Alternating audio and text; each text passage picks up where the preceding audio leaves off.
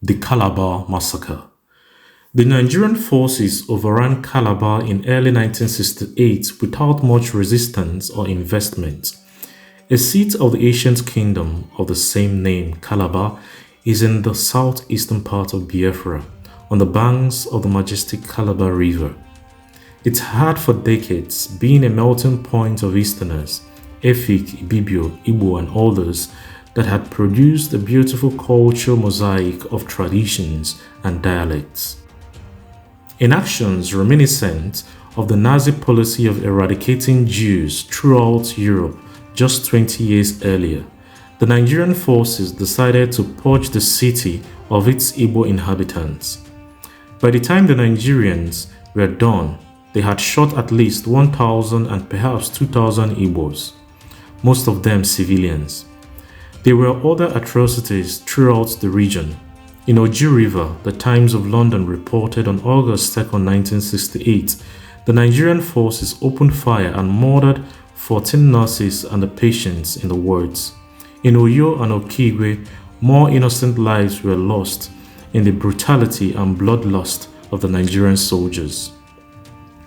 In April 1968, the Nigerians decided to mount a major strategic and tactical offensive designed to cut Biafra off from the seacoast.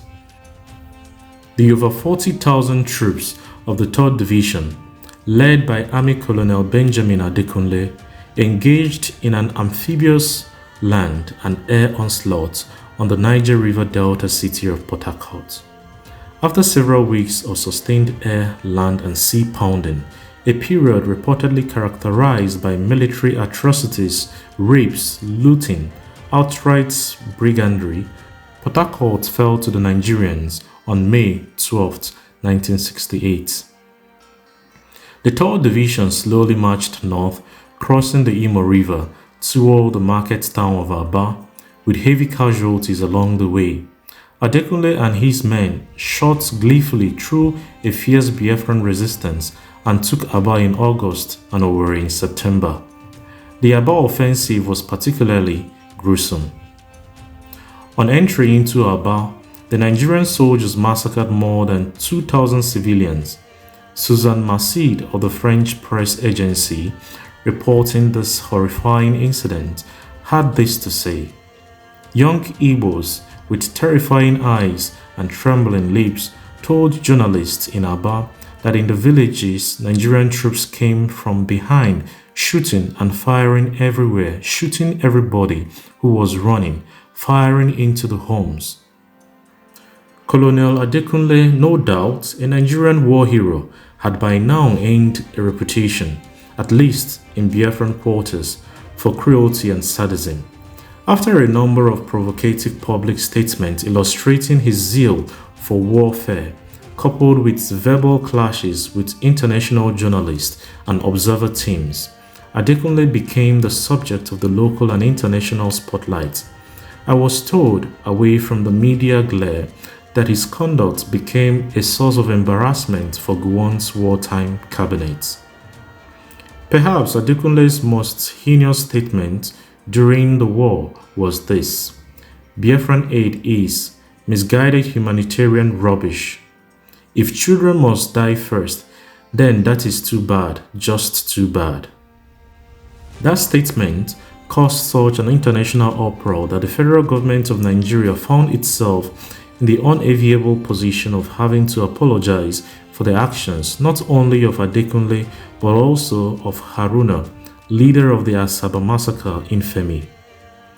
Unbeknownst to Adekunle, a quiet retirement from the Nigerian army was in the offing. I have often thought of the man who returns after an operation.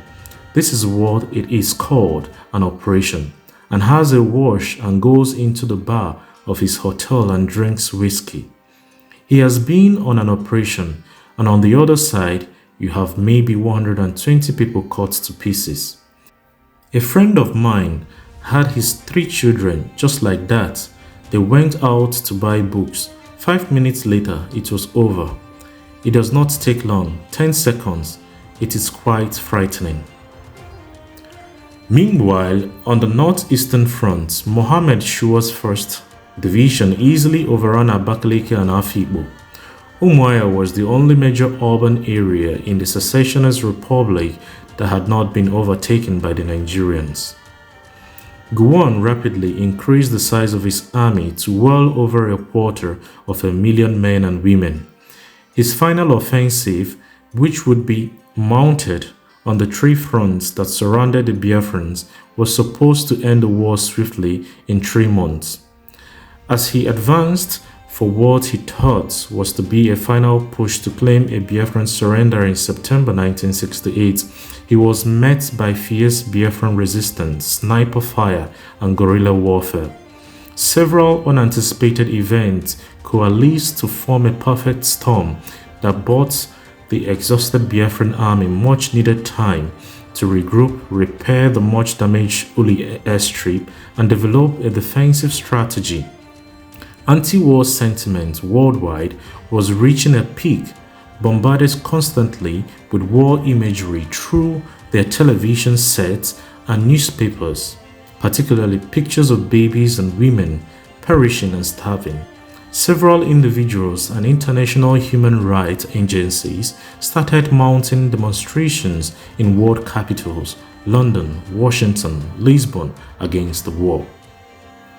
Jean-Paul Sartre and François Mauriac in France and John Lennon in London made public statements condemning the war.